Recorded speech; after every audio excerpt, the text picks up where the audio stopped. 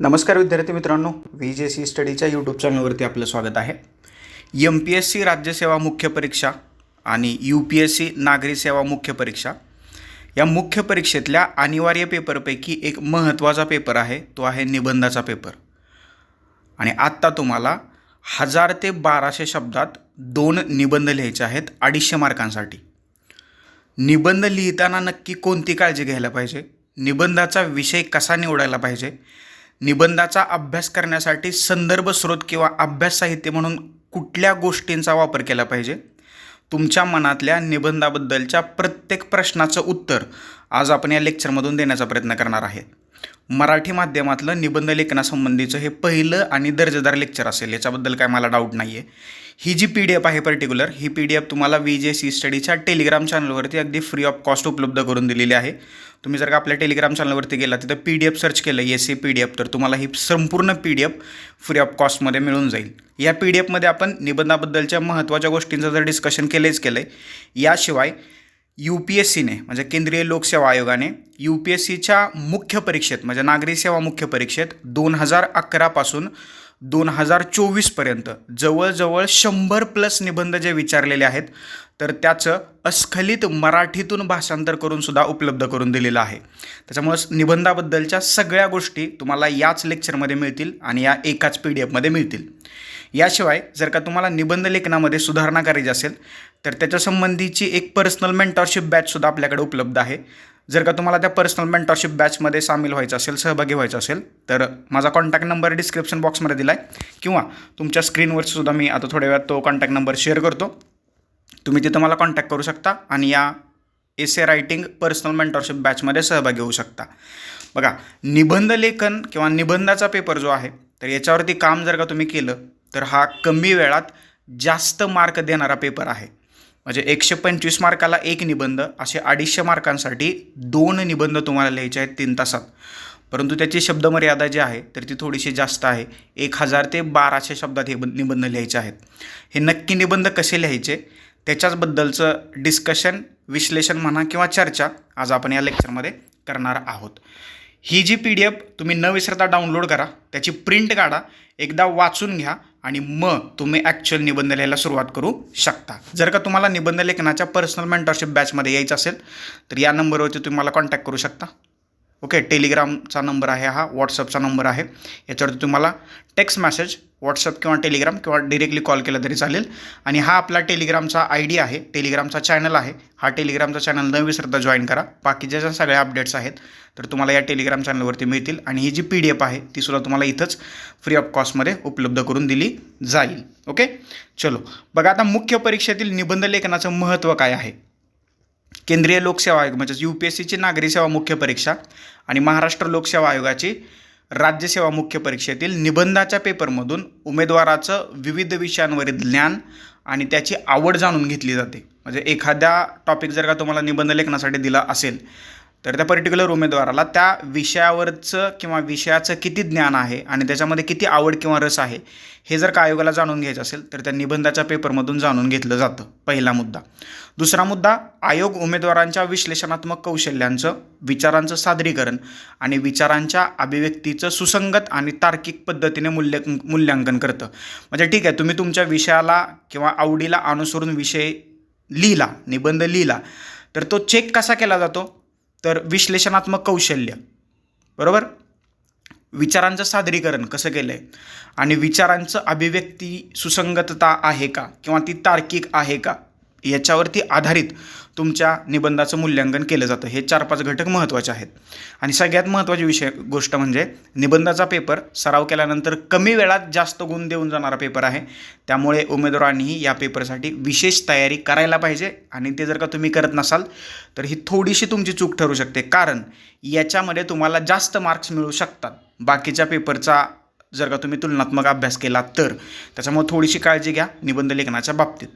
आता ज्यावेळेस तुम्ही निबंधाचा पेपर लिहाल मेनसाठी, तर त्याच्यामध्ये काही सूचना आहेत, त्या सूचना महत्त्वपूर्ण आहेत, त्या आपण 1 बाय 1 पाहूया. मुख्य परीक्षेतील पेपर 3 हा निबंधाचा पेपर आहे. म्हणजे भाषेचे 2 पेपर, त्याच्यानंतर तुमचा निबंधाचा पेपर येतो आणि तो अनिवार्य स्वरूपाचा आहे. अनिवार्य स्वरूपाचा म्हणजे निबंधाचे गुण जे आहेत, तर ते अंतिम गुणवत्ता यादीसाठी ग्राह्य धरले जातात. ही सगळ्यात महत्त्वाची गोष्ट. निबंधाचा पेपर जो आहे तर त्याची प्रश्नपत्रिका 2 विभागात विभागलेली असून प्रत्येक विभागात 4 विषय असतात. उमेदवारांनी प्रत्येक विभागातून एक विषय निवडायचा आहे. म्हणजे तुम्हाला 2 विभागात 8 विषय दिले जातील आणि त्या प्रत्येक विषयातून एक अशा 2 विषयावरती निबंध लिहायचा आहे. बरोबर. हा प्रत्येक निबंध तुम्ही 1000 ते 1200 शब्दात लिहायचा आहे आणि एक निबंध तुम्हाला 125 गुणांसाठी लिहायचा आहे. असे 2 निबंध तुम्हाला 250 गुणांसाठी लिहायचे आहेत 3 तासांच्या कालावधीत. आणि सगळ्यात महत्त्वाची गोष्ट म्हणजे प्रश्नात दर्शवलेली शब्दमर्यादा, त्याच्यावरती महत्त्वाचं लक्ष द्यायचं आहे. शब्दमर्यादा खूप गरजेची आहे. राज्यसेवा मुख्य परीक्षा म्हणजे MPSCसाठी ऑनलाईन अर्जात नमूद केलेल्या पर्यायानुसार मराठी किंवा इंग्रजी भाषेपैकी केवळ एका भाषेत निबंध लिहिणं आवश्यक राहील. म्हणजे MPSCसाठी हिंदी नाही आहे, मराठी किंवा इंग्लिशमध्ये तुम्ही निबंध लिहू शकता. याच्यानंतर नागरी सेवा मुख्य परीक्षा जी आहे UPSC, उमेदवारांनी ऑनलाईन अर्ज भरताना जी भाषा निवडली आहे तर त्याच भाषेत म्हणजे जे UPSC CECचं मुख्य परीक्षेसाठी तुम्ही जी आन्सर रायटिंगची लँग्वेज निवडलेली आहे तर त्याच लँग्वेजमध्ये तुम्हाला निबंध लिहावा लागणार आहे किंवा ते बंधनकारक आहे. अर्जात दावा केल्यानुसार प्रवेशपत्रात दर्शवल्यानुसार उत्तर पुस्तिकेवर उत्तराचं माध्यम नमूद करायचं आहे म्हणजे आन्सर शीटवरती. अधिकृत माध्यमाव्यतिरिक्त इतर माध्यमात लिहिलेले उत्तर तपासलं जाणार नाहीत किंवा त्यांना गुण दिले जाणार नाहीत. म्हणजे बाय चान्स जर का तुम्ही मराठी निवडलं आणि इंग्लिशमध्ये पेपर लिहिला तर ते चेक केलं जाणार नाही किंवा तुम्ही इंग्लिश लँग्वेज निवडली आणि मराठीत पेपर लिहिला तरीसुद्धा चेक केलं जाणार नाही. ही महत्त्वाची गोष्ट लक्षात ठेवा. त्याच्यानंतर पुढं उमेदवाराचे विषयाला धरून विचार असावेत, त्यानुसार त्यांनी त्याच्या कल्पना मांडाव्यात अशी अपेक्षा आहे. प्रभावी आणि सुसंगत अभिव्यक्तीला महत्त्व दिलं जाईल. म्हणजे तुम्ही जे एक्सप्रेस होत आहे तर ते प्रभावी असावं आणि सुसंगत किंवा तार्किक असावं तरच त्याला महत्त्व आहे किंवा तरच त्याला जास्तीचे मार्क्स पडू शकतात. उत्तर पुस्तिकेतील कोणतेही पान किंवा पानाचा भाग रिकामा अथवा कोरा ठेवला असेल तर ते स्पष्टपणे रद्द करणे किंवा काट मारणे तिथं आवश्यक राहील. म्हणजे कुठला भाग जर का तुमच्याकडून बाय चान्स ब्लँक राहिला असेल, कोरा राहिला असेल तर त्याच्यावरती तुम्ही आडवी उभी काट मारू शकता. ते गरजेचं आहे. आता सगळ्यात महत्त्वाची गोष्ट आहे निबंधाचे प्रकार. इथून खरं जो मेन कोर पार्ट आहे तर तो इथून लेक्चरचा सुरू होतोय. निबंधाचे प्रकार म्हणजे UPSCच्या 2011 किंवा अगदी 2004-5 पासून 2024पर्यंत निबंधाचं विश्लेषण जर का केलं मागील वर्षांच्या तर प्रामुख्याने आपल्याला निबंधाचे 2 प्रकार दिसतात. पहिला प्रकार आहे माहितीवर आधारित निबंध की ज्या निबंधामध्ये माहिती, तथ्य आणि पुरावे या गोष्टी आवश्यक असतात. तिथं माहिती देणं गरजेचं असतं. ते प्रकार खाली कोणते ते मी तुम्हाला सांगतोय. आणि दुसरा मोठा प्रकार आहे तत्त्वज्ञानात्मक निबंध. म्हणजे 23 आणि 24 हे जर का निबंध तुम्ही पाहिले UPSCचे तर हे फिलॉसॉफिकल या टाईपमधले एसे जास्त आहेत आणि हे एसे लिहिताना जरा थोडंसं अवघड जाते. ते का अवघड जातं मी तुम्हाला सांगणार आहे आणि ते सोपं कसं करायचं तेही सांगणार आहे. तत्त्वज्ञानात्मक एसे म्हणजे फिलॉसॉफिकल एसे या प्रकारच्या निबंधामध्ये अमूर्त विषय, विचारधारांचा विविध अर्थ लावणे म्हणजे ज्या आयडियॉलॉजीज असतात म्हणजे त्या वेस्टर्न किंवा पाश्चात्य विचारधारा असतील किंवा भारतीय विचारधारा असतील त्या विचारधारांचा अर्थ लावणं किंवा विचारधारांच्या चौफेर विचार करून तसा अर्थ लावून निबंध लिहिणं किंवा या गोष्टी ज्या आहेत तर त्या तत्त्वज्ञानात्मक निबंधामध्ये महत्त्वाच्या मानल्या जातात. या तत्त्वज्ञानात्मक निबंध जो हा प्रकार आहे तर याचे पुन्हा 2 उपप्रकार पडतात. पहिला आहे रूपकांच्या वापरावर आधारित निबंध. उदाहरणार्थ एक उदाहरण दिले मागच्या वर्षाचा हा निबंध आहे. A ship in harbour is safe but that is not what ship is for. म्हणजे बंदरात असणारं शिप हे सुरक्षित आहे पण शिप हे बंदरात असण्यासाठी काही नाही आहे. या उदाहरणामध्ये त्यांनी जहाज हे रूपक वापरले आणि मग तुम्हाला ती संकल्पना स्पष्ट करायची. म्हणजे रूपक एक तिथं टोकन घेतलं जातं किंवा रूपक घेतलं जातं त्याच्यावरती आधारित तो तुम्हाला निबंध लिहायचा असतो. आणि दुसरा तत्त्वज्ञानात्मक निबंधाचा दुसरा प्रकार आहे विचारधारांवरती किंवा तत्त्वज्ञानात्मक चौकटीवरती आधारित निबंध. त्याचं उदाहरण आहे the real is rational and the rational is real. हा सुद्धा मागच्या वर्षाचा निबंध आहे. आता या उदाहरणात कुठलंही रूपक वापरलं नाही तर त्यांनी काय केले 2 विचारधारा आहेत त्या 2 विचारधारांमधला आंतरसंबंध जो आहे तर तो तुम्हाला माहीत असणं आवश्यक आहे आणि त्या आंतरसंबंधाच्या आधारावरती या निबंधाची रचना केलं जाणं अपेक्षित होतं. ओके. तर हे निबंधाचे प्रामुख्याने 2 प्रकार आहेत आणि तत्त्वज्ञानात्मक निबंध जो आहे तर त्याचे 2 पुन्हा उपप्रकार पडतात. आलं लक्षात. याच्यापेक्षा वेगळा निबंधाचा प्रकार असू शकत नाही. का मी असं म्हणतोय कारण UPSC CECच्या निबंधाच्या पेपरचं अगदी 2000 पासून 2024पर्यंत अगदी 24-25 वर्षाचं विश्लेषण करून हे 2 प्रकार बाहेर आलेले आहेत. त्याच्यामुळे डझंट मॅटर ह्याच्यापेक्षा तिसरा प्रकार असू शकत नाही.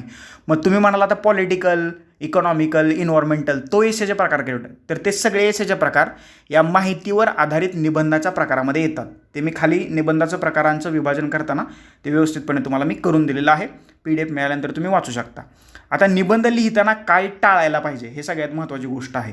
काय टाळायला पाहिजे हे जर का कळलं तर काय करायला पाहिजे हे सुद्धा तुम्हाला ऑटोमॅटिकली कळेल. पहिल्यांदा टाळायच्या गोष्टी पाहूया, काय करायचं नाही निबंध लिहिताना. सगळ्यात पहिली महत्त्वाची गोष्ट, निबंध लिहिताना आपला मुद्दा मांडण्यासाठी आणि त्याच्या समर्थनार्थ उमेदवार महान व्यक्तींचे सुविचार वापरण्यावरती भर देतात. मात्र त्यातून निबंधाच्या विषयावर कोणतेही प्रत्यक्ष भाष्य केले जात नाही. या सुविचारामुळं उमेदवारांची मतं आणि भूमिका झाकोळी जाण्याचा धोका असतो. म्हणजे तुम्ही जे कोट वापरता, आपण त्याला कोट म्हणतो इंग्लिशमध्ये, ओके, कोणीतरी काहीतरी म्हटलेलं असतं आणि ते कोट आपण तिथं निबंधात लिहितो, परंतु विषय वेगळा आणि कधीकधी तो कोट वेगळा असू शकतो. ओके, ही गोष्ट टाळा. निबंधाच्या विषयाला अनुसरून असणाराच कोट तिथं लिहिण्याचा प्रयत्न करा. बरोबर, पहिली गोष्ट. दुसरी गोष्ट, अनेक वेळा निबंधाच्या विषयासंदर्भात काही मुद्दे आपल्याला पटत नसतात, परंतु आपलं लिखाण योग्य आणि तटस्थ ठेवण्याच्या हट्टापायी आपण त्या मुद्द्यांचं समर्थन करतो. यामुळे लिखाणात कच्चे दुवे तयार होतात आणि असं लिखाण निबंध तपासणारी व्यक्ती ओळखू शकते.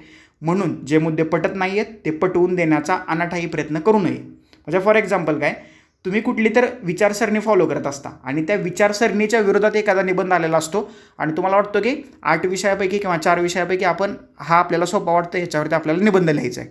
ओके, तुम्हाला तो विषयच पटलेला नसतो, परंतु ऑप्शन नसल्यामुळं तुम्ही तो निबंध निवडता आणि लिहायला घेता. ओके, परंतु तुम्हाला तिथं असं वाटतं की आपण जर का बायस झालो, कुठल्या तरी एका बाजूने आपण निबंध लिहिला तर आपल्याला मार्क मिळणार नाहीत. ओके, ही एक भीती असते.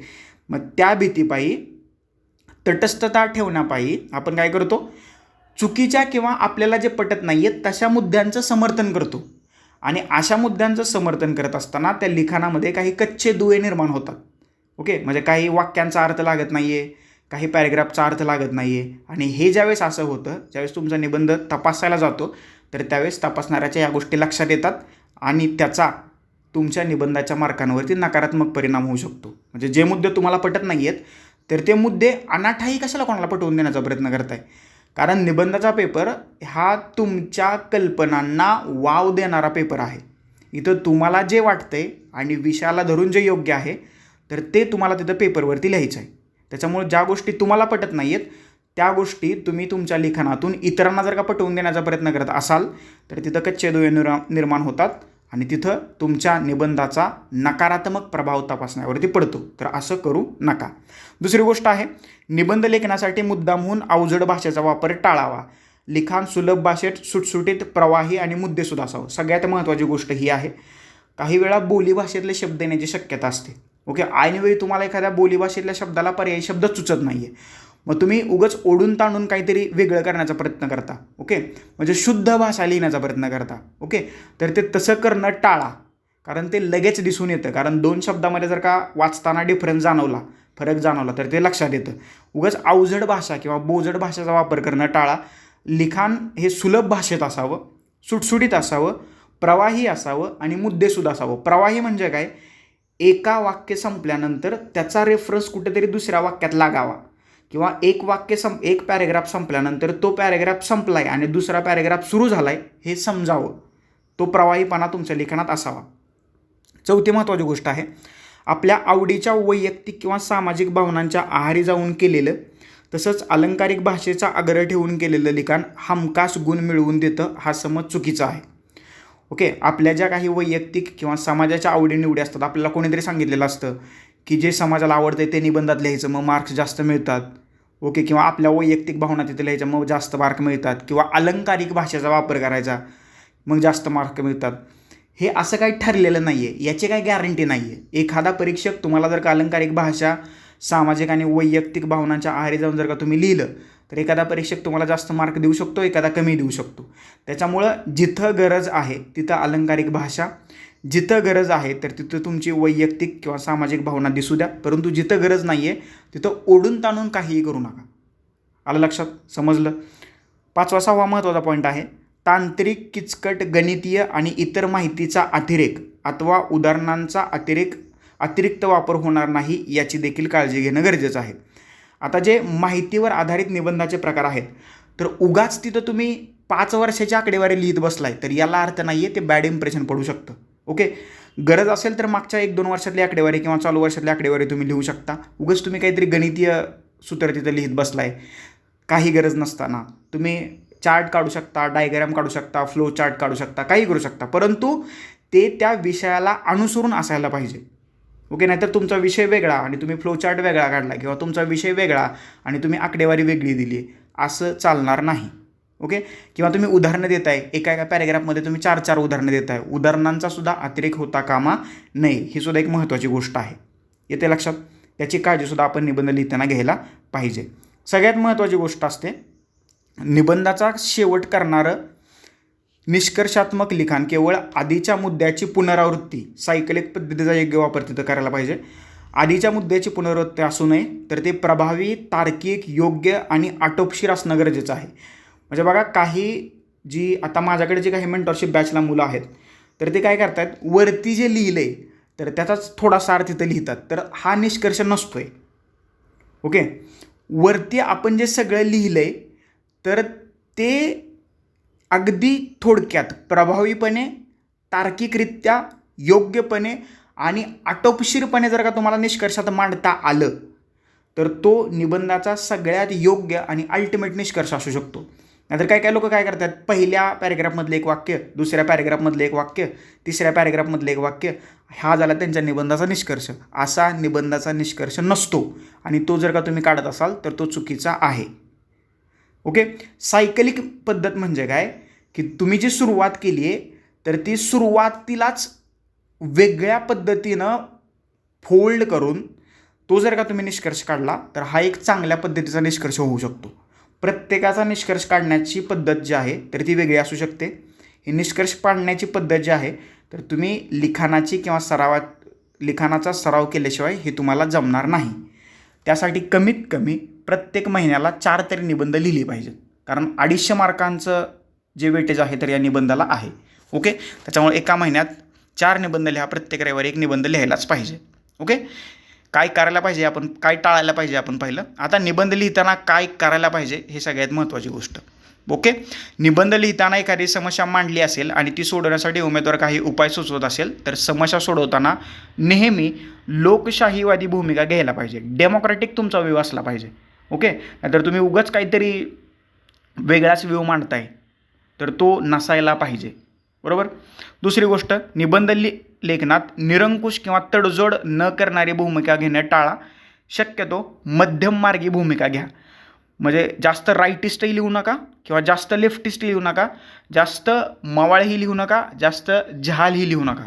जी मध्यममार्गी भूमिका आहे तर नेहमी ती पकडण्याचा प्रयत्न करा.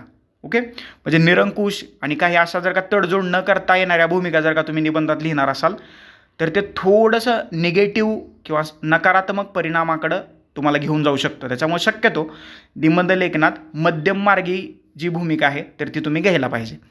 तिसरा महत्त्वाचा गोष्ट, निबंध लेखनात प्रत्येक टप्प्यावर प्रत्येक वेळी संविधानिक मूल्यांचं पालन करा आणि त्यांचं समर्थन करा. म्हणजे भारताच्या संविधानात ज्या गोष्टी सांगितलेल्या आहेत तर त्या गोष्टींचं पालन करायला पाहिजे. म्हणजे निबंधातला हा एक सगळ्यात महत्त्वाचा भाग आहे बघा. जर का ही परीक्षा जी देत आहे, ह्या परीक्षा देण्याच्या पाठीमागचं सर्वात मोठं कारण म्हणजे भारताचं संविधान आहे. कारण भारताच्या संविधानानंच आपल्याला आर्टिकल 16 नुसार हा हक्क दिलेला आहे. ओके, आणि जर का निबंध लेखनात तुम्ही त्याच मूल्यांचं पालन केलं किंवा त्याच मूल्यांचं समर्थन केलं तर हा एक उत्कृष्ट किंवा सर्वोत्तम निबंध होऊ शकतो. त्याच्यामुळे संविधानिक मूल्यांचं पालन करा आणि त्यांचं समर्थनही करा आणि दररोजच्या जीवनात त्याचं जतनही करा. हे सगळ्यात महत्त्वाचं आहे.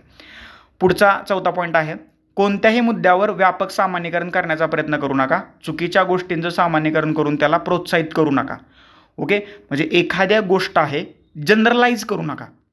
ओके, म्हणजे चौकात उभा राहून तलवारीनं केक कापणं हे चुकीचं आहे, परंतु तुम्ही काहीतरी उदाहरण देऊन त्याचं जर का सामान्यीकरण करत असाल म्हणजे ही गोष्ट चुकीची आहे आणि त्या चुकीच्या गोष्टीचं जर का तुम्ही जनरलायझेशन किंवा सामान्यीकरण करत असाल तर हे चुकीचं आहे. किंवा त्याला निबंधाच्या माध्यमातून तुम्ही जर का प्रमोट करत असाल, प्रोत्साहित करत असाल तर हेही चुकीचं आहे आणि असं निबंधात करणं टाळा. ओके, त्याच्यामुळे त्याला प्रोत्साहित करायचं नाही.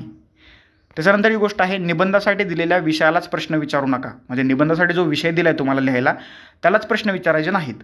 म्हणजे उदाहरणार्थ, भारतात महिलांवरच्या अत्याचाराच्या प्रमाणात वाढ झाली आहे असं निबंधाचं टायटल आहे आणि तुम्ही त्यालाच प्रश्न विचारताय, खरंच झाली आहे का क्वेश्चन मार्क. म्हणजे विषयालाच प्रश्न विचारायचे नाहीत. असं केल्यानं गुणांवरती नकारात्मक परिणाम होऊ शकतो आणि हे बॅड इम्प्रेशन पडू शकतं. ही सगळ्यात महत्त्वाची गोष्ट. समाजात किंवा दररोजच्या आयुष्यात ज्या गोष्टींचा सर्वत्र नकारात्मक अर्थाने विचार केला जातो किंवा वापर केला जातो त्यांचा कधीही सकारात्मक अर्थाने वापर करायचा नाही. येते का लक्षात? म्हणजे ज्या गोष्टी नकारात्मक आहेत किंवा ज्या गोष्टी चुकीच्या सोसायटीमध्ये घडत आहेत किंवा त्यांना चुकीचं म्हणून ग्राह्य धरलं जाते, तर त्या गोष्टी तुम्ही निबंध लेखनातून बरोबर किंवा सकारात्मक आहेत या अर्थाने तिथे लिहू नका. हे चुकीचं आहे. ओके, हे महत्त्वाचं आहे, करायचं आहे, हे टाळणं आहे, गरजेचं आहे. सर्वात शेवटची आणि महत्त्वाची गोष्ट, व्याकरण आणि शुद्ध लेखनावर विशेष लक्ष द्या. कमीत कमी खाडाखोड होईल याची दक्षता घ्या. बघा, GSचे जे 4 पेपर आहेत किंवा ऑप्शनलचे जे 2 पेपर आहेत याच्यामध्ये व्याकरण, शुद्ध लेखन, खाडाखोड याच्याकडं थोडंसं दुर्लक्ष झालं तरी चालतं, परंतु निबंध ओके याच्यामध्ये शुद्ध लेखनाला नाही म्हटलं तरी महत्त्व आहे. कारण बघा, 2 निबंध आहेत तुमचे, ते जर का अगदी स्वाच्छ भाषेत लिहिले, सुंदर हस्ताक्षरात लिहिले, व्याकरण आणि शुद्ध लेखनावरती लक्ष दिलं तर तपासणाऱ्याला सुद्धा ते थोडंसं फ्रेश वाटेल, चांगलं वाटेल ना. त्याच्यामुळं नाही म्हटलं तरी व्याकरण जपा. म्हणजे लिहिताना स्वल्पविराम, पूर्णविराम, कॉमा, उद्गारावाचक चिन्ह, डबल इन्व्हर्टेड कॉमा या गोष्टी अवश्य तिथे लक्ष द्या. ओके, वाक्य कुठं संपलं आहे तिथं पूर्णविराम द्या. पॅरेग्राफ करत असाल तर तो व्यवस्थित करा. पॅरेग्राफचा सगळा जो तुम्ही साईडला जी बाजू सोडलेली असते, म्हणजे आता फॉर एक्झाम्पल आता बघा, हा निबंध हा एक पॅरेग्राफ आहे. आता हे कसं आतमध्ये सुरू होते, तर असं व्यवस्थित असावं, व्यवस्थितपणा असावा. सगळ्यात महत्त्वाचं म्हणजे खाडाखोड कमी करा. आता सपोज तुमची ही लाईन चुकली तर पूर्ण ह्या लाईनवर असे डॅश मारून मग खाली लिहिणं हे शक्यतो टाळा. ओके, आता हे टाळण्यासाठी काय करायला पाहिजे ते मी तुम्हाला एकाच मिनिटात खाली सांगतोय. बघा, आता निबंध लेखनाची सुरुवात कशी करायची. प्रत्येकाने एक गोष्ट लक्षात ठेवा, निबंध हा एखाद्या विषयावरील युक्तिवाद, त्याचं विश्लेषण, चर्चा आणि उपायांच्या स्वरूपात गुंफलेला एक काल्पनिक गद्याचा भाग आहे. येतं का लक्षात? म्हणजे हे गद्य आहे आणि ते इमॅजिनरी स्वरूपाचं आहे. म्हणजे ज्यावेळेस तुम्ही एखादं पुस्तक वाचता, एखादी कादंबरी वाचता, म्हणजे अगदी पहिल्या पानापासून शेवटच्या पानापर्यंत ते तुम्हाला पकडून ठेवते ना एका जागेला. तुमचा निबंधसुद्धा तसाच असायला पाहिजे. त्याच्यामध्ये तुमचे युक्तिवाद असतील, त्या युक्तिवादाचं तुम्ही केलेलं विश्लेषण असेल, मग चर्चा होतील, मग तुम्ही त्याच्यावरती उपाय सुचवाल. तर हा जो प्रवाहीपणा आहे तर तो प्रस्तावनेपासून निष्कर्षाच्या शेवटच्या शब्दापर्यंत तो निबंधात दिसला पाहिजे आणि तो दिसायलाच पाहिजे. तर खऱ्या अर्थानं तो एक चांगला निबंध होऊ शकतो. निबंधाचे सार त्याच्या रचनेत आणि भाषेच्या प्रवाहीपणात असतात. म्हणजे तुम्ही निबंधाचं स्ट्रक्चर कसं तयार केलं आहे, ओके, ते महत्त्वाचं आहे. आणि त्याच्यामध्ये त्या स्ट्रक्चरमध्ये तुम्ही भाषेचा प्रवाहीपणा बसवला आहे का किंवा दिसतोय का, जाणवतोय का, हे महत्त्वाचं आहे. एक सुव्यवस्थित निबंध हा अभियंत्याने काळजीपूर्वक रचना केलेला इमारतीसारखा असतो. त्या इमारतीचा पाया मजबूत असतो आणि ती एक चांगली वास्तुकला असते. म्हणजे इंजिनियर जे आहेत, सिव्हिल इंजिनियर, तर त्यांनी एखाद्या इमारतीचा एक ड्राफ्ट केलेला असतो आणि तो खूप काळजीपूर्वक केलेला असतो. आणि त्या इमारतीचा बेस पाया जो असतो तर तो अतिशय मजबूत असतो आणि ती एक चांगली वास्तुकला मग नंतरवरती आपल्याला पाहायला मिळते. निबंधाचं सुद्धा तसंच आहे. पाया म्हणजे तुम्ही निबंधाची सुरुवात, प्रस्तावना जर का दर्जेदार केली तर निबंध तपासणाऱ्याला तो निबंध न वाचता मार्क देण्याची गरजच पडणार नाही. त्याला तो निबंध इच्छा नसताना सुद्धा वाचावा लागेल जर का तुमची प्रस्ताविक दर्जेदार असेल तर. ते आता दर्जेदार कशी करायची खाली सांगतो. प्रस्तावना, निबंधाची रचना मुख्यतः प्रस्तावना, मुख्य भाग आणि निष्कर्ष अशा 3 घटकात डिवाईड केली जाते किंवा विभागली जाते. म्हणजे तुम्ही कुठल्याही प्रश्नाचं उत्तर लिहा. निबंध लेखनातच असे 3 भाग असतात असं काही नाही आहे. GS किंवा ऑप्शनलच्या पेपरची सुद्धा ज्यावेळेस तुम्ही उत्तरं लिहिता तर त्या पेपरमध्ये सुद्धा असेच 3 भाग केलेच पाहिजेत. तिथं प्रस्तावनात असली पाहिजे, मुख्य भाग असला पाहिजे आणि निष्कर्षसुद्धा असलाच पाहिजे. ओके, निबंध लेखनाचे तरी महत्त्वाचे 3 भाग आहेतच आहेत. प्रस्तावना ही निबंधाच्या प्रवेशद्वारासारखी असते आणि ती निबंधाची प्रासंगिकता अधोरेखित करतं. तर मुख्य भाग हा निबंधाचा गाभा असतो जो निबंध लिहिणाऱ्याला निबंधाच्या संकल्पनेवर, त्याच्या मर्यादित विस्तारासह अनेक आयामावर चर्चा करण्यास वाव देतो. आलं लक्षात? समजलं? हा गाभा घटक जो आहे निबंधाचा तर तो अतिशय महत्त्वाचा भाग आहे कारण त्याच्यावरतीच लक्ष जास्त दिलं जातं. प्रस्तावना तुमची आहे ती दर्जेदार झाली, निष्कर्ष तुमचा दर्जेदार झाला. निबंधाच्या गाभा घटकात एखादी दुसरी चूक झाली तर तुमच्या प्रस्तावनेच्या दर्जेदारपणामुळं किंवा निष्कर्षाच्या दर्जेदारपणामुळं त्याच्याकडे डोळेझाक होऊ शकते. परंतु उगाच तुम्ही 2च वाक्य चुकीचे लिहिलेत असं नाही चालणार. एखादा दुसरा शब्द इकडे तिकडे झाला तर ते चालू शकतं. ओके, त्याच्यामुळे या 3 भागात निबंध डिवाईड केला जातो, विभागला जातो आणि तिन्हीचे जे भाग आहेत तर ते महत्त्वाची भूमिका इथं पार पाडतात. याशिवाय निष्कर्ष हा निबंधाच्या शेवटाच्या विधानाद्वारे निबंधाला पूर्णत्वाची भावना देतो. म्हणजे लक्षात येतं की इथं निबंध संपलाय, युक्तिवाद, विचार, उपाय, समस्या इथं सगळं संपलंय. हे लक्षात येतं कुठून? निष्कर्षाच्या निबंधाच्या शेवटच्या विधानाद्वारे. यामध्ये निबंधात स्पष्ट केलेल्या मुद्द्यांवर अल्पकालीन आणि दीर्घकालीन दोन्ही व्यावहारिक उपायांबाबत माहिती दिली जाऊ शकते. म्हणजे निबंधात जेवढी आपण मेन बॉडीमध्ये चर्चा केलेली असते, तर त्या मुद्द्यांवरती अल्पकालीन किंवा दीर्घकालीन दोन्ही व्यावहारिक उपायांबाबत माहिती जी आहे तर ती निष्कर्षामध्ये थोडक्यात दिली जाऊ शकते आणि हा एक चांगला निष्कर्ष असू शकतो. आता सगळ्यात महत्त्वाची गोष्ट म्हणजे हे जे तुम्हाला विषय दिलेले असतात, म्हणजे भाग सेक्शन एमध्ये 4 विषय आणि सेक्शन बीमध्ये 4 विषय, त्याच्यातला एक विषय तुम्हाला निवडायचा असतो.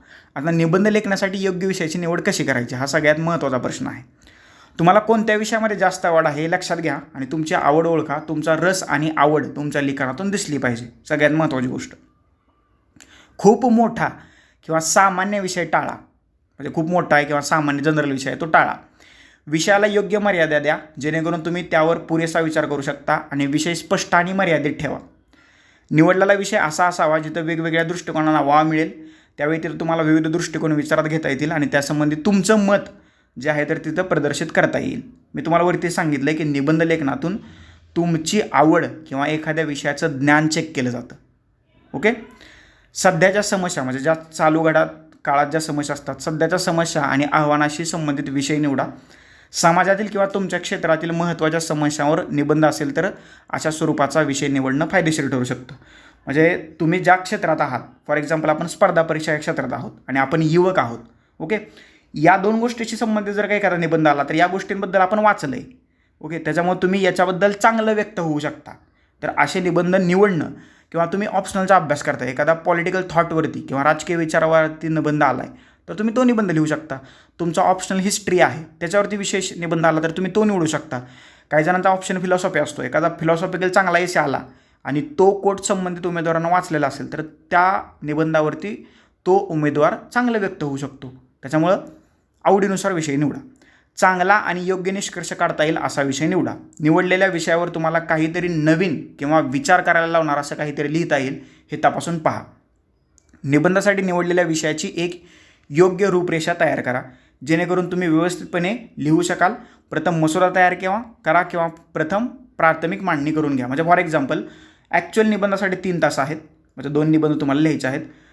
पहिला निबंध लिहिण्याच्या अगोदर 10 मिनटं आणि दुसरा निबंध लिहिण्याच्या अगोदर 10 मिनटं. तुम्ही जर का निवडलेल्या विषयाचा थोडक्यात ड्राफ्ट तयार केला, म्हणजे प्रस्तावनेमध्ये कुठले विषय यायला पाहिजेत, मुख्य भागात कुठले घटक यायला पाहिजे, निष्कर्ष कसा असायला पाहिजे, हे जर का तुम्ही असा छोटासा ड्राफ्ट तयार करून जर का निबंध लिहायला घेतला तर ही one of the best idea होऊ शकते. कारण तुम्ही इथे लिहिलेलं असतं ना की प्रस्तावनेत मला हे 3 मुद्दे पाहिजेत, मेन बॉडीत मला हे 5 मुद्दे पाहिजेत. तुम्ही हे पहिल्यांदा नोट डाऊन जर का केलं तर तुम्हाला हे 5 घटक पूर्ण झालेत की नाही हे तुम्हाला चेक करता येईल. त्याच्यामुळं पेपरला ॲक्च्युअल सुरुवात करण्याच्या अगोदर तुम्ही कुठलेही निबंधाचे 2 विषय निवडा आणि त्या 2 विषयाचं थोडक्यात काय म्हणून आपण त्याला मसुदा किंवा ड्राफ्ट तयार करून घ्या. ओके. ही एक चांगली टेक्निक असू शकते. आणि मग त्या ड्राफ्टमध्ये जे मुद्दे आहेत तर ते निबंधात रिफ्लेक्ट होत आहेत का हे निबंध लिहिताना तुम्हाला ते क्रॉस चेक करता येईल किंवा ते पाहता येईल. बरोबर. येते लक्षात. त्याच्यामुळे ड्राफ्ट तयार करणं गरजेचं आहे ॲक्च्युअल निबंधाला सुरुवात करण्याच्या अगोदर. आता निबंधाची सुरुवात सगळ्यात महत्त्वाचा घटक आहे प्रस्तावनेनं होते. आता प्रस्तावना कशी असायला पाहिजे त्याच्याबद्दल थोडक्यात बोलूया. निबंधाची प्रस्तावना हे उमेदवाराचं फर्स्ट इम्प्रेशन असतं. त्यामुळे ती दर्जेदार, सुसंगत आणि मनमोहक असायला पाहिजे. ओके. निबंधाच्या विषयाच्या सारानुसार उमेदवारांनी विचारपूर्वक विषयाशी जुळणारा प्रस्तावना प्रकार निवडणं अत्यंत महत्त्वाचं आहे. हा प्रकार लक्षपूर्वक निवडावा. म्हणजे बघा, काही लोक एखाद्या महान व्यक्तीचा कोट किंवा कथन लिहून निबंधाची सुरुवात करतात. काही लोक पहिल्यांदा पॅरेग्राफ करतील आणि 2 ओळी झाल्यानंतर मग एखाद्या व्यक्तीचं कथन लिहितील. हा जो तुम्ही प्रस्तावनेचा प्रकार निवडणार आहे ना तर तो विषयाशी जुळणारा आणि विचारपूर्वक निवडलेला असावा. ओके. येते का लक्षात? ती गरजेचं आहे तिथं. कोणत्याही निबंधाची एक आकर्षक प्रस्तावना उल्लेखनीय व्यक्तिमत्वाचे संदर्भ, उद्बोधक घटना किंवा आकर्षक कथनावरती म्हणजे कोट्सवरती आधारित असू शकते. म्हणजे निबंधाची प्रस्तावना लिहिताना तुम्ही कुठल्या तरी एखाद्या व्यक्तीचा संदर्भ.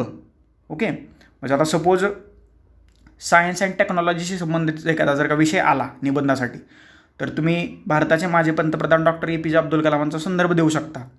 ओके, एखादी घटना तुम्हाला सायन्स अँड टेक्नॉलॉजीमधली आठवली, उदाहरणार्थ चंद्रयान, ती तुम्ही तिथं उद्घृत करू शकता.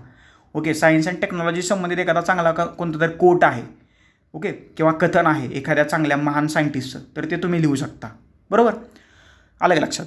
प्रस्तावना निबंधाच्या विषयाशी जुळणारीच नाही, तर सुरुवातीपासूनच वाचकाची आवड निर्माण करणारी आणि त्यानंतरच्या चर्चेसाठी सूर निश्चित करणारी असावी.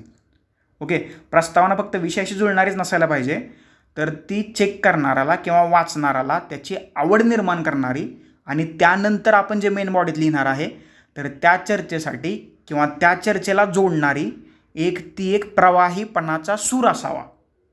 इथे लक्षात, एवढी प्रास्ताविक दर्जेदार असावी.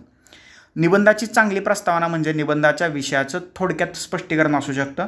त्यात काही वैयक्तिक अनुभव, काही विषयाशी संबंधित घटना किंवा कथने जोडून ते अधिक मनोरंजक बनवता येतं. येतं का लक्षात?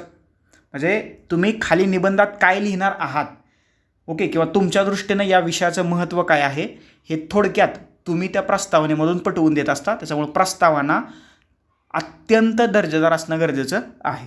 ओके, याशिवाय एक गोष्ट महत्त्वाची लक्षात ठेवा, प्रस्तावना गोंधळात टाकणारी किंवा स्पष्टतेचा अभाव असलेली नसावी. म्हणजे उगाच काहीतरी लिहिलं आहे, विषय वेगळा, कोट वेगळा, प्रस्तावना वेगळा, असं होऊ शकत नाही किंवा असं करू नका. उलट विषयाबाबत काही शंका असल्यास ती त्वरित दूर करण्यास सक्षम असणारी प्रस्तावना असायला पाहिजे. ओके, समजलं? हे झालं प्रस्तावनेबद्दल. आता निबंधाचा सर्वात महत्त्वाचा भाग म्हणजे मुख्य भाग, मेन बॉडी. तिथं काय करायचं बघा. मुख्य भाग हा निबंधाचा सर्वात महत्त्वाचा घटक आहे, जो बहुआयामी विचारसरणी, विश्लेषणात्मक क्षमता, वेळेचे व्यवस्थापन आणि कौशल्य इत्यादींसह अनेक गुणांचं प्रतिबिंबित असतो. तो मुख्य भाग. निबंधाच्या मुख्य भागात दिलेल्या स्पष्टीकरणात विविधता असली पाहिजे, म्हणजे तोचपणा असला नाही पाहिजे. ओके, निबंधाच्या विषयानुसार ही विविधता सामाजिक स्वरूपाची असू शकते, राजकीय, ऐतिहासिक, आर्थिक, सांस्कृतिक, पर्यावरणीय किंवा नैतिक स्वरूपाची सुद्धा असू शकते, किंवा ती यासारख्या विविध क्षेत्रामधील असू शकते. ती असू द्या आणि ती असणं सुद्धा गरजेचं आहे. सगळ्यात महत्त्वाची गोष्ट विविधता असायला पाहिजे. त्याच्यानंतर संबंधित स्पष्टीकरणाचं, म्हणजे मेन बॉडीमध्ये तुम्ही जे स्पष्टीकरण देताय तर त्या संबंधित स्पष्टीकरणाचं प्राचीन, मध्ययुगीन, आधुनिक, स्वातंत्र्योत्तर आणि खाऊजा म्हणजे LPG नंतरचं, समकालीन इत्यादी ऐहिक परिणाम असू शकतात. जिथे परिणाम असतील तिथे शक्यता, समस्या, आव्हाने आणि उपाय शोधले पाहिजेत. म्हणजे जर का तुम्ही एखादा परिणाम सांगितला आहे तर त्या परिणामाची शक्यता काय आहे, मग समस्या काय तयार होतील, मग आव्हाने काय उभं राहतील आणि मग या सगळ्यावरती काय उपाय असतील का, तर ते सुद्धा तुम्ही तिथं लिहिलं पाहिजे. हे अल्टिमेट निबंधाचा मुख्य भाग होऊ शकतो किंवा आहे. येते लक्षात? पुढचा पॉईंट आहे, निबंधाच्या या भागात युक्तिवाद करताना लक्षात ठेवायचं मूलभूत तत्व म्हणजे युक्तिवाद हे समाजाच्या संविधानिक, कायदेशीर, नैतिक आणि सांस्कृतिक रीतिरिवाजांशी सुसंगत असले पाहिजेत. शक्य असेल तिथं योग्य उदाहरणासह ते अधिक चांगल्या प्रकारे स्पष्ट केले जावेत. म्हणजे तुम्ही जे युक्तिवाद करताय, तुम्ही जे तुमचं मत मांडताय, तर ते सोसायटीतल्या किंवा समाजाच्या संविधानिक, कायदेशीर, नैतिक, सांस्कृतिक रीतिरिवाजांशी ते सुसंगत असले पाहिजेत. नाहीतर वेगळं काहीतरी संविधानात म्हटले किंवा समाजात वेगळं काहीतरी चालले, तुम्ही त्याच्या विरोधात किंवा त्याच्या अपोजिट बाजू जर का लिहित असाल तर ते तुमचं एक नकारात्मक परिणामाकडे घेऊन जाणारं द्वितेक आपण म्हणू शकतो. याशिवाय सगळ्यात महत्त्वाची गोष्ट म्हणजे निबंध लेखन प्रवाह खूप महत्त्वाचा आहे. लेखन प्रवाह खूप महत्त्वाचा आहे निबंधात आणि तो लेखन क्रमाशी देखील जोडलेला असतो. लेखन क्रम 2 प्रकारचे असतात. पहिला लेखनाचा क्रम आहे ज्ञात ते नवीन, नो टू न्यू, म्हणजे जे माहीत आहे तिथून आपण सुरुवात करतो आणि जे माहीत नाही किंवा जे नवीन आहे तिथपर्यंत आपण घेऊन जातो. यामध्ये निबंध लिहिणारा किंवा उमेदवार जाणून बुजून ज्ञात संकल्पनामधून अज्ञात संकल्पनाकडे जातो आणि अज्ञात संकल्पनांना आकार देण्यासाठी हळूहळू नवीन साहित्य जे आहे तर ते तिथं जोडलं जातं. म्हणजे ते लक्षात की ज्या गोष्टी तुम्हाला माहीत आहेत त्या गोष्टीपासून आपण लिहायला सुरुवात करतो आणि ज्या गोष्टी नवीन आहेत तर त्या गोष्टींपर्यंत आपण पोहोचतो आणि मध्ये मध्ये जे नवीन आपल्याला काय सुचतंय तर ते तिथं जोडलं जातं. हा लेखन प्रवाहातला पहिला प्रकार आहे लेखन क्रमातला. दुसरा प्रकार आहे साधे ते गुंतागुंतीचे, सिम्पल टू कॉम्प्लेक्स.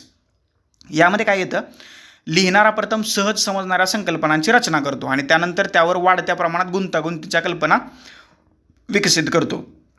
म्हणजे एखादी कुठेतरी साधी संकल्पना किंवा सहजरित्या उमगणारी संकल्पना तुम्ही लिहिता आणि मग तुम्ही हळूहळू त्याच्यावरती वाढत्या प्रमाणात कॉम्प्लेक्स किंवा ज्या गुंतागुंतीच्या संकल्पना आहेत तुम्ही तिथपर्यंत पोहोचता.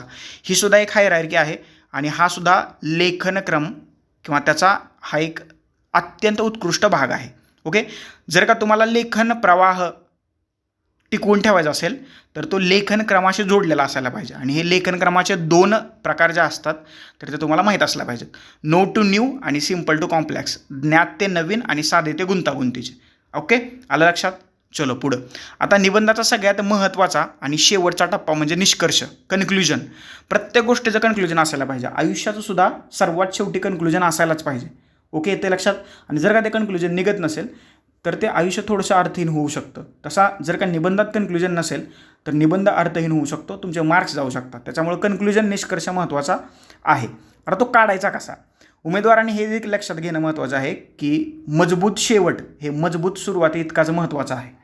म्हणजे जेवढी प्रस्तावना दर्जेदार असणं गरजेचं आहे तर तेवढंच निष्कर्षसुद्धा दर्जेदार असणं गरजेचं आहे. कारण असंही होऊ शकतं की सपोज दिवसाला मी 10 पेपर चेक केलेत आणि शेवटचा 10वा पेपर तुमचा आला आहे. ओके, माझा मूडच नाही निबंधाचा पेपर चेक करायचा. मग मी कसं समोरच्याला जज करीन? प्रस्तावना किंवा निबंध, प्रस्तावना आणि निष्कर्ष या 2 गोष्टीवरून जज केलं जाऊ शकतं का? ऑब्व्हियसली केलं जाऊ शकतं. प्रस्तावना याचा अर्थ तुम्हाला विषय किती समजला आहे किंवा विषयाची तुमच्याबद्दल असणारी आवड किती आहे किंवा विषयाबद्दलची तुमची आवड किंवा रस प्रस्तावनेमधून दिसून येतो. आणि निष्कर्ष काय सांगतोय? प्रस्तावना आणि मुख्य भागात तुम्ही किती गोष्टी किंवा किती चांगल्या प्रकारे युक्तिवाद केला आहे, किती चांगल्या प्रकारे विश्लेषण केलं आहे हे तुमचं कन्क्ल्युजनमधून दिसून येतं. त्याच्यामुळे सुरुवात आणि शेवट गोड व्हावा, येते का लक्षात? यासाठी केला होता 8 तास. ओके, शेवट गोड व्हायला पाहिजे. निबंधाचा निष्कर्ष महत्त्वाचा असतो कारण तो मुख्य मुद्द्यांचा सारांश सांगतो, मुख्य भागातील युक्तिवादाला बळकटी देतो, निबंधाचा प्रभाव वाढवतो आणि निबंधाची एक कायमस्वरूपी छाप जी आहे तो सोडतो. त्याच्यामुळे निष्कर्ष is very important. Okay, conclusion is very important, हे लक्षात ठेवा. विषयाची संकल्पना, ओके, आणि निबंधातील विचारानुसार कोटेशन किंवा कथन त्याला मराठीत म्हणतात, कथा, कविता इत्यादींचा वापर करून प्रभावी निष्कर्ष वेगवेगळ्या पद्धतीनं काढला जाऊ शकतो. तुम्हाला असा प्रश्न पडेल की आता हे कविता, कथा, कोटेशन निष्कर्षात वापरायचं का? प्रस्तावनेत वापरला असेल तर वापरू शकता, तुम्हाला काय बंधन नाही आहे. परंतु उगच तुम्ही एका पॅरेग्राफमध्ये 2 वेळा कोटेशन लिहायला लागलाय हे नाही चालणार. ओके, मग ती कविता होईल, ते गद्य नाही होणार, ते पद्य होईल. इथे लक्षात? ओके, काही समस्या किंवा आव्हानांना तोंड देण्याचा प्रयत्न करताना निष्कर्ष देखील नियमात्मक स्वरूपाचा असू शकतात. तथापि हे लक्षात ठेवणं योग्य आहे की निष्कर्ष हे व्यावहारिक असले पाहिजेत, आशावादी अंतर्दृष्टी असलेले पाहिजेत आणि भविष्याकडे पाहण्याचा सकारात्मक दृष्टिकोन प्रदान करणारे असले पाहिजेत. ओके, व्यावहारिक असले पाहिजेत निष्कर्ष, आशावादी अंतर्दृष्टी असलेला पाहिजे. म्हणजे एखादा निबंधाचा टॉपिक जर का निगेटिव्ह स्वरूपाचा असेल म्हणजे महिलांवरती अत्याचार, तर भविष्यात महिलांवरती अत्याचार होणार नाहीत अशा काही गोष्टी तुमच्या निष्कर्षातून बाहेर आल्या पाहिजेत. म्हणजे ते अल्टिमेट कन्क्ल्युजन होऊ शकते निबंधाचं. या गोष्टी लक्षात ठेवा. सकारात्मक असला पाहिजे थोडासा, नाहीतर विषयही नकारात्मक निवडला आहे आणि निष्कर्षही नकारात्मकच लिहिला आहे तर ते जरा थोडंसं ऑड वाटतं किंवा चुकीचं दिसतंय. ते म्हणजे तुम्ही जे एखादी गोष्ट लिहून बघा, सगळं तुम्ही निगेटिव्ह लिहिलं आहे, नकारात्मक लिहिलं आहे, ते वाचायलाही चांगलं वाटत नाही, पाहायलाही चांगलं वाटत नाही आणि तुम्ही कोणाला वाचून दाखवणार असाल तर त्या समोरच्याला ऐकायलाही चांगलं वाटत नाही. त्याच्यामुळं थोडंसं पॉझिटिव्ह करण्याचा प्रयत्न करायचा आहे. निष्कर्षाला प्रस्तावनेशी जोडून चक्रीय दृष्टिकोन स्वीकारून संपूर्ण निबंधात सुसंगतता देखील आणता येते. तुम्ही जे प्रास्ताविकात लिहिलंय त्याच्यातल्याच काही भाग मुख्य बॉडीला कनेक्ट करून तो कन्वर्ट करून जर का निष्कर्षात लिहिला तर ह्याला जी पद्धत म्हणतात लिखाणाची तर याला सायकलिक मेथड म्हणतात. म्हणजे वरती जे सुरुवात केली तुम्ही प्रस्तावनेत त्याच्यातलाच काही अंश म्हणतो मी, ॲज इट इज नाही, जर का निष्कर्षात आला तर ती कनेक्टिव्हिटी तुम्हाला पाहायला मिळेल. ओके, कारण तिथं मेन बॉडीच्या मध्ये संबंध येत असतो, संदर्भ येत असतो. आलं लक्षात? ही सायकलिक मेथड. परंतु ती तुम्हाला योग्य पद्धतीनं वापरता आली तरच वापरा, नाहीतर सायकलिक मेथड याचा अर्थ प्रस्तावनेचं निष्कर्षामध्ये कॉपी पेस्ट नाही, हे लक्षात ठेवा. ओके, म्हणजे सायकलिक मेथड वापरता आली वेल अँड गुड, नाही वापरता आली तर तुम्ही ते लिहू शकता. आता हे सगळं कसं करायचं, म्हणजे प्रस्तावना दर्जेदार कशी करायची, मुख्य भाग दर्जेदार कसा करायचा, निष्कर्ष अल्टिमेट कसा काढायचा, हे सगळं आपण एस्से रायटिंगच्या पर्सनल मेंटरशिप बॅचमध्ये तुम्हाला सांगतोय. आणि हे जर का तुम्हाला बॅचमध्ये यायचं असेल तर डिस्क्रिप्शन बॉक्समध्ये जो माझा कॉन्टॅक्ट नंबर दिला आहे त्याच्यावरती तुम्ही कॉल करून किंवा मेसेज करून टेलिग्राम किंवा व्हॉट्सअपला या बॅचमध्ये सहभागी होऊ शकता. आता सगळ्यात महत्त्वाची गोष्ट आहे निबंधाचं सादरीकरण. सादरीकरण म्हणजे काय, तुम्ही कोणत्या पॅटर्नमध्ये निबंध मांडला आहे. प्रेझेंटेशन जास्त ना, म्हणजे मी वरती सांगितलं एका पॅरेग्राफमध्ये 4 वेळा खाडाखोड केली आहे, एका पॅरेग्राफमध्ये तुमच्या 10 शब्दांवरती तुम्ही काटा मारल्यात, असं चालणार नाही. हे सादरीकरण किंवा प्रेझेंटेशन हे महत्त्वाचं असतं. ओके, आलं लक्षात.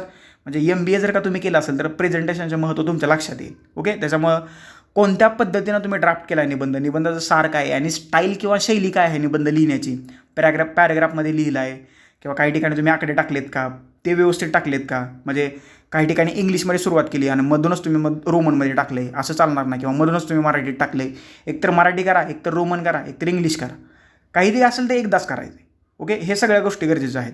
एक दर्जेदार निबंध लिहिण्यासाठी आशय आणि शैली यांच्यात संतुलन आवश्यक असतं, हे लक्षात ठेवा. स्मार्ट सादरीकरण, स्मार्ट प्रेझेंटेशन युक्तिवादांची स्पष्टता आणि प्रभावीता सुधारतं. त्यामुळे कल्पनांचं अधिक कार्यक्षम प्रसारण सुलभ होतं. शिवाय ते केवळ वाचकाला मोहित करत नाही तर एक अखंड तार्किक रचना देखील प्रदान करतं आणि निबंधाची स्पष्टता आणि सुसंगतता जी आहे तर ती याच्यातून वाढते. आणि या स्मार्ट प्रेझेंटेशनचा परिणाम तुमच्या मार्कांवरती होऊ शकतो आणि तुम्हाला जास्तीत जास्त मार्क मिळू शकतात, हे लक्षात ठेवा. ओके, 250पैकी 200+ जायलाच पाहिजे कसा जरी तुम्ही निबंध लिहिला तरी, कारण तुम्ही आत्ता डेप्युटी कलेक्टर किंवा IAS होण्यासाठी निबंध लिहिताय, लक्षात ठेवा. ओके, एखाद्या गोष्टीत तुम्ही तज्ज्ञ असलाच पाहिजे आणि ज्या गोष्टीत तुम्ही तज्ज्ञ आहात तर त्याच गोष्टीवरती निबंध आला तर तो निबंध न विसरता निवडा. म्हणजे कुठलीही मनात शंका न बाळगता ज्या गोष्टीचं तुम्हाला जास्त ज्ञान आहे, जास्त माहिती आहे, जास्त कंटेंट तुमच्याकडे आहे असाच विषय निबंध लेखनासाठी निवडा. नाहीतर कोणीतरी सांगितलेलं असतं छोटं वाक्य असणारा निबंध निवडायचा किंवा कोणीतरी सांगितलेलं असतं मोठं वाक्य असणारा निबंध निवडायचा आणि मग आपण असं निवडतो. मग एक पॅरेग्राफ झाल्यावर काय लिहायचं आपल्याला समजलंच नाही. ओके, कारण आपण कोणाच तरी ऐकलेलं असतं. ओके, येते लक्षात. त्याच्यामुळं निबंधात जे विषय दिले जातात त्या पर्टिक्युलर विषयाबद्दलचं तुमच्याकडं किती माहिती उपलब्ध आहे, तुम्ही त्याच्यावरती चांगल्या प्रकारे व्यक्त होऊ शकता का, तुम्हाला योग्यरित्या त्याचं प्रेझेंटेशन करता येऊ शकतं का, प्रस्तावना, मुख्य भाग आणि निष्कर्ष व्यवस्थितपणे काढता येऊ शकतो का, ह्या सगळ्या सारासार गोष्टीचा विचार करून तुम्ही निबंधाचा विषय निवडायचा आहे. आणि या सगळ्या गोष्टींचा विचार कधी करायचा आहे, ॲक्च्युअल पेपरला बसल्यावर. जी पहिली 10 मिनटं मी तुम्हाला सांगितलं ना मगाशी, त्या पिरियडमध्ये तुम्ही ह्या विचार करायचा आहे. आता तुम्ही म्हणाल मग अगोदर काय करायचं, प्रॅक्टिस करताना, सराव करताना अगोदर लिहायचे निबंध. 10 निबंध लिहून झाल्यावर तुमच्या लक्षात येईल की बाबा काही गोष्टी आपल्या चुकत आहेत. ओके, सरावाने माणूस सर्वोत्तम होतो, हे लक्षात ठेवा. त्याच्यामुळं सराव गरजेचा आहे, प्रॅक्टिस गरजेची आहे, निबंध लिहिणं गरजेचं आहे. ओके, त्याच्यामुळेच म्हणतो की या मेंटरशिप बॅचमध्ये तुम्ही या, तुमच्याकडून निबंध आपण लिहून घेऊया. आता बघा, निबंधाच्या अभ्यासक्रमातले काही महत्त्वाचे शब्द मला सापडले. ते शब्द कुठले कुठले आहेत बघा. जवळीकता किंवा क्लोजली, म्हणजे विषय निवडला आहे आणि त्या विषयाशी नेहमी अगदी प्रस्तावनेपासून निष्कर्षापर्यंत जवळीकता राहील याची लक्षात ठेवा किंवा याच्यावरती लक्ष द्या. विषयापासून कोणतेही विचलन केवळ एका विशिष्ट मर्यादेपर्यंत सहन केलं जाईल. नियम म्हणून उमेदवारांनी शक्य तितक्या जवळून विषयाशी चिटकून राहिलं पाहिजे. कोणतेही उदाहरण, कोट किंवा कथन, घटना किंवा संदर्भ विषयावर किंवा त्याच्याशी जवळून संबंधित असले पाहिजेत, हे लक्षात ठेवा. म्हणजे थोडंसं विचलन चालेल, परंतु एक पॅरेग्राफ पूर्णच तुम्ही आउट ऑफ द बॉक्स लिहिला आहे असं चालणार नाही. जवळीकता महत्त्वाची आहे. दुसरा शब्द आहे व्यवस्था, अरेंजमेंट. निबंध व्यवस्थित स्वरूपात असावा. उमेदवारांनी निबंध प्रत्यक्षात लिहिण्यापूर्वी आगाऊ योजना आखली पाहिजे, म्हणजे ड्राफ्ट केला पाहिजे आणि त्याची रचना तयार केली पाहिजे. जर का तुम्ही पहिल्या 10 मिनिटात या निबंधाची रचना तयार केली तर तुम्हाला निबंध व्यवस्थितपणे अरेंज करता येईल, हे लक्षात ठेवा. ओके, त्याच्यामुळे मी सुरुवातीला सांगितलं पहिल्या 10 मिनिटात विचार करा. ओके, आणि मग त्याची ड्राफ्ट तयार करा. ओके, निरीक्षण करा, निष्कर्ष व्यवस्थित काढा आणि मग निबंधाच्या स्वरूपात तुमचा निकाल बाहेर येईल, हे लक्षात ठेवा. ओके, आणि हे सगळं आपण मेंटरशिपच्या बॅचमध्ये तुमच्याकडून करून घेतो आहे. तिसरा शब्द आहे क्रमबद्ध, ऑर्डरली. निबंधात मांडलेले विचार किंवा युक्तिवाद एका क्रमाचे पालन करणारे असावेत. एक असाधारण निबंध जो कोणत्याही क्रमाने जात नाही असा निबंध लिहिणं कोणत्याही परिस्थितीत टाळलं पाहिजे. म्हणजे काय, पहिला पॅरेग्राफ आणि दुसरा पॅरेग्राफ याच्यामध्ये काहीतरी आंतरसंबंध आहे हे जाणवलं पाहिजे. नाहीतर पहिला पॅरेग्राफ तुमचा वेगळाच आहे आणि दुसरा पॅरेग्राफ काहीतरी वेगळाच तुम्ही लिहिला आहे असं चालणार नाही. ओके, येते का लक्षात? म्हणजे कनेक्टेड असावेत पॅरेग्राफ, किंवा दोन वाक्यामध्ये काहीतरी संबंध आहे, काहीतरी ऑर्डर आहे, हे जाणवलं पाहिजे चेक करणाऱ्याला. त्याच्यामुळे निबंधात क्रमबद्धपणा असावा. त्याच्यानंतर निबंध संक्षिप्त असावा, कन्सिव्ह असावा.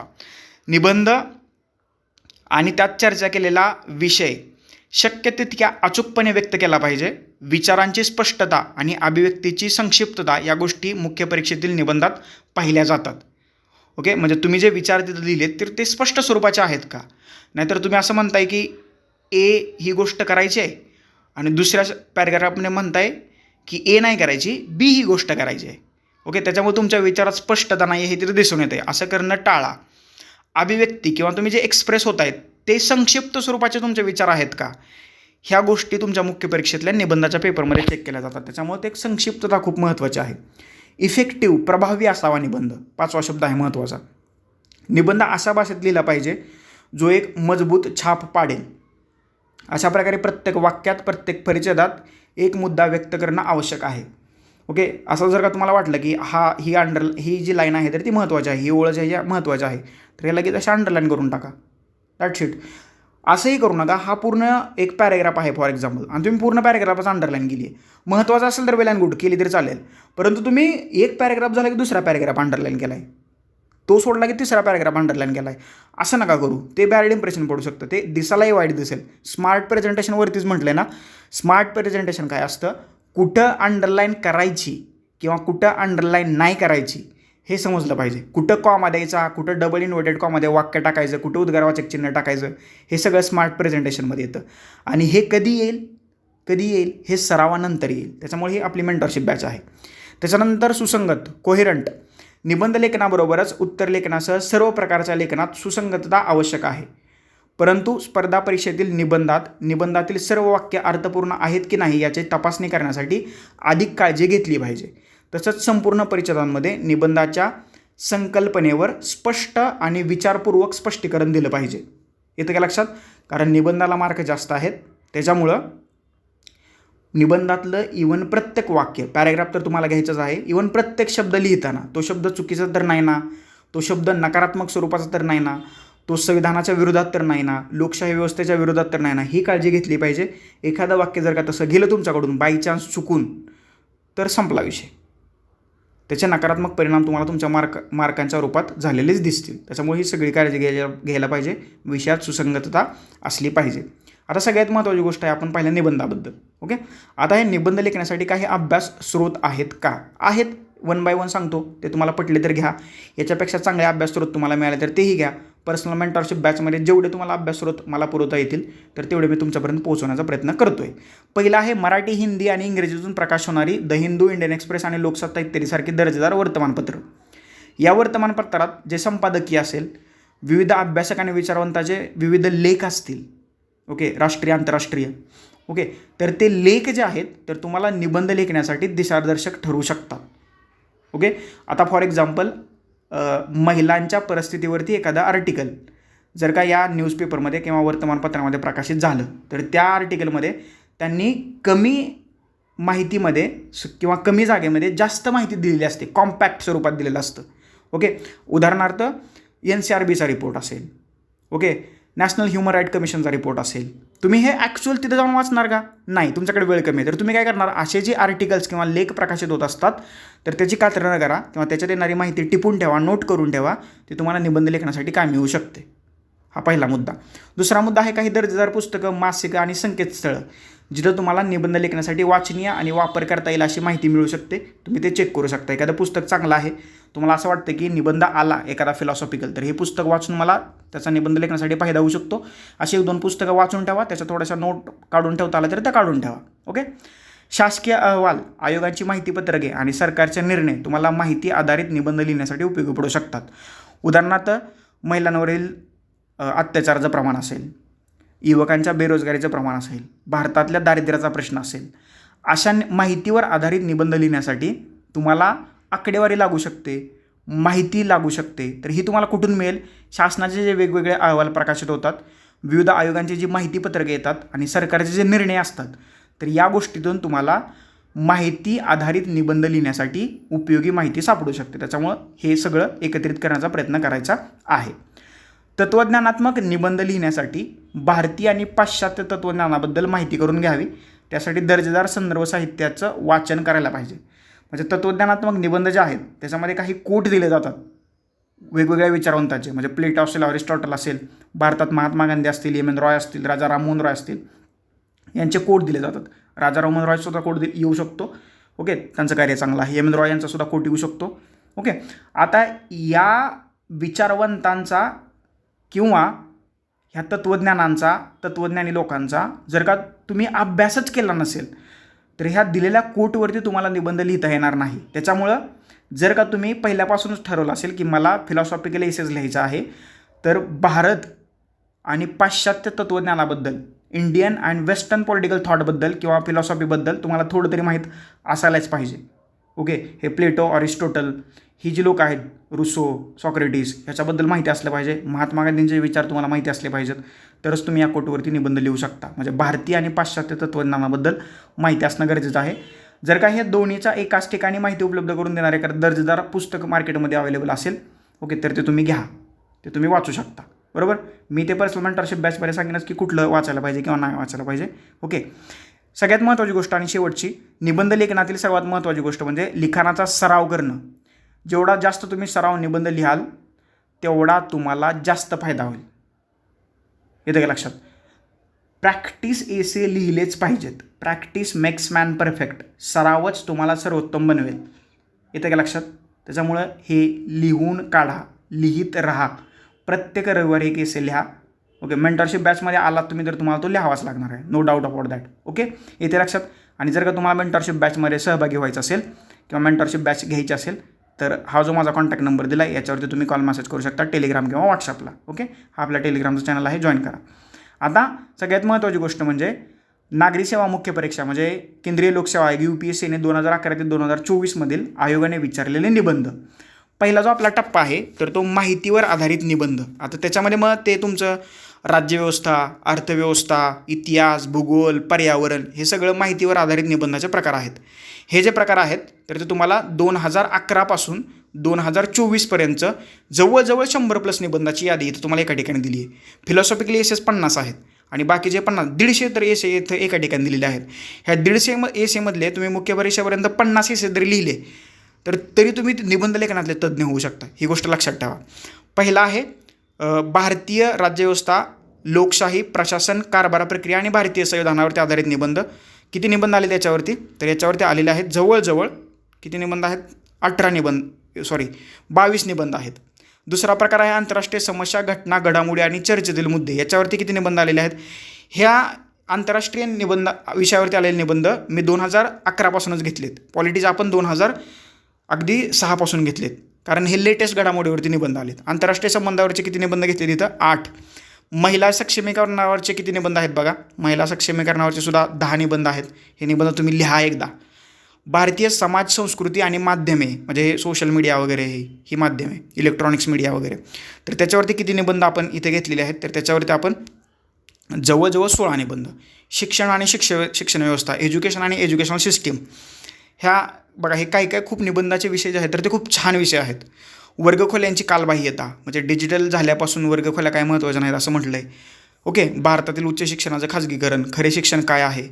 ओके, ह्या अशा चांगल्या निबंधाचे विषय आहेत. ते तुम्ही थोडंसं लिहून बघा, तुम्हाला किती लिहिता येते ते गरजेचं आहे. ओके, आता हा एक निबंधाचा विषय मला आवडलेला आहे. शाळेत शिकलेल्या गोष्टी विसरल्यानंतर जे उरतं ते म्हणजे शिक्षण. म्हणजे किती छान विषय आहे निबंधाचा. असे विषय तुम्ही निबंध लेखनासाठी निवडू शकता. भारतीय अर्थव्यवस्था, वाढ आणि विकासाचे टप्पे म्हणजे भारतीय अर्थव्यवस्थेशी संबंधित असणारे निबंधाचे विषय इथं आपल्याला दिलेले आहेत आणि ते सुद्धा जवळजवळ 12 विषय आहेत. विज्ञान आणि तंत्रज्ञानातली प्रगती किंवा विज्ञान आणि तंत्रज्ञानाशी संबंधित असणारे विषयसुद्धा इथं तुम्हाला एकत्रितपणे देण्यात आलेले आहेत. 2024 एक अत्यंत चांगला निबंध विज्ञानावरती आलता. भविष्यातील साम्राज्य ही मेंदूची साम्राज्य असतील. The empires of the future will be the empires of the mind. इथे लक्षात, टेक्नॉलॉजी इथं तुम्हाला दिसून येते. ओके, हे पर्सनल मेंटरशिप बॅच याच्यावरती तुम्ही मला कॉल करू शकता. सगळ्यात महत्त्वाचा आणि इंटरेस्टिंग टॉपिक आहे तो आहे तत्त्वज्ञानात्मक निबंध, फिलॉसॉफिकल एसे. 49 एसेज आहेत 2006 पासून 2024 49 एसे फिलॉसॉफिकल स्वरूपाचे आहेत. That's it.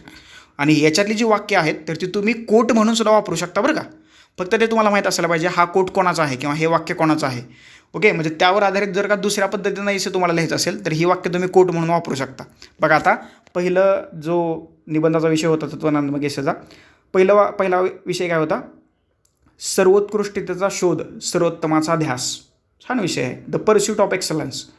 त्याच्यानंतर माझं नाव आले बघा, वैभवाचे मार्ग देखील कबरेकडे घेऊन जातात. The path of glory lead but to the grave. Grave म्हणजे मसनवाटा किंवा कबर. ओके, ग्रेवयार्ड आलं लक्षात. तरुणांना शहाणपण असतं आणि वृद्धांकडे क्षमता असत्या तर. If youth knew if age could. सत्याचा शोध ही केवळ आध्यात्मिक समस्या असू शकते. Search for truth can only be a spiritual problem. अध्यात्मक आणि वैज्ञानिक दृष्टिकोन, स्पिरिच्युअलिटी अँड सायंटिफिक टेम्पर. असे खूप चांगले निबंध जे आहेत तर ते तुम्हाला फिलॉसॉफिकली एसे याच्यामध्ये पाहायला मिळतील. आणि ही PDF तुम्ही जर का VJC स्टडीच्या टेलिग्राम चॅनलवरून डाउनलोड केली असेल तर तिथं तुम्हाला ही PDF अगदी फ्री ऑफ कॉस्ट मिळून जाईल. आणि पर्सनल मेंटरशिप बॅचमध्ये आपण हे सगळे नाही म्हणता येणार, ह्याच्यातले सगळ्यात महत्त्वाचे एसे तुमच्याकडून लिहून घेणार आहोत. आणि जर का तुम्हाला पर्सनल मेंटरशिप बॅचमध्ये यायचं असेल एसे रायटिंगच्या तर याच्यावरती तुम्ही मला कॉल किंवा मेसेज करू शकता. That's it. तर अशा रीतीनं निबंधाबद्दल अगदी दर्जेदार, म्हणजे आता जर का तुम्हाला निबंधाचं कोणी लेक्चर दाखवलं तर याच्यापेक्षा निबंधाबद्दलची दर्जेदार माहिती नसूच शकते. कारण हे सगळं रिसर्च करून ही PDF बनवली आहे. जे चांगलं आहे, जे सर्वोत्कृष्ट किंवा सर्वोत्तम आहे ते तुमच्यापर्यंत पोहोचवण्याचा प्रयत्न या PDFच्या किंवा या लेक्चरच्या माध्यमातून निबंधाच्या बाबतीत मी केलेला आहे. त्याच्यामुळे लेक्चर आवडला असेल तर लाईक करा, चॅनलवरती नवीन असेल तर चॅनल सबस्क्राईब करा, शेजारी बेल आयकॉन दिली ती प्रेस करा जेणेकरून नवीन लेक्चरचे नोटिफिकेशन सर्वात पहिल्यांदा तुम्हाला येतील. ओके, याशिवाय चॅनलच्या लिंक, या निबंधाच्या लेक्चरची लिंक तुमच्या जास्तीत जास्त मित्रमैत्रिणींपर्यंत शेअर करा. याशिवाय बदललेल्या अभ्यासक्रमावर आधारित परीक्षाभिमुख परिपूर्ण तयारीसाठी फ्री वन स्टॉप सोल्युशन म्हणजे आपला VJC स्टडी हा ऑनलाईन लर्निंग प्लॅटफॉर्म. आणि सध्या हा online learning platform Facebook, Instagram, WhatsApp, YouTube आणि टेलिग्राम या 5 सोशल मीडियावरती उपलब्ध आहे. आणि या 5ही सोशल मीडियाच्या लिंक्स तुम्हाला खाली डिस्क्रिप्शन बॉक्समध्ये दिलेले आहेत. त्या लिंकवरती क्लिक करा आणि VJC स्टडी या ऑनलाईन लर्निंग प्लॅटफॉर्मला जॉईन व्हा. जर का तुम्हाला एसे रायटिंगच्या पर्सनल मेंटरशिप बॅचमध्ये जॉईन व्हायचं असेल तर स्क्रीनवरती माझा जो नंबर होता त्याच्यावरती तुम्ही कॉल करू शकता. डिस्क्रिप्शन बॉक्समध्ये सुद्धा नंबर आहे, तुम्ही त्या मेंटरशिप बॅचमध्ये जॉईन होऊ शकता. थोडीशी फी आहे, काय फी आहे, कसं स्ट्रक्चर असेल तर ते तुम्हाला मी कॉल केल्यावरती सांगून देईन. ओके, तुर्तास आता आपण इथं थांबूया. थँक्यू सो मच, धन्यवाद मित्रांनो. नेक्स्ट लेक्चरमध्ये आपण भेटूयाच.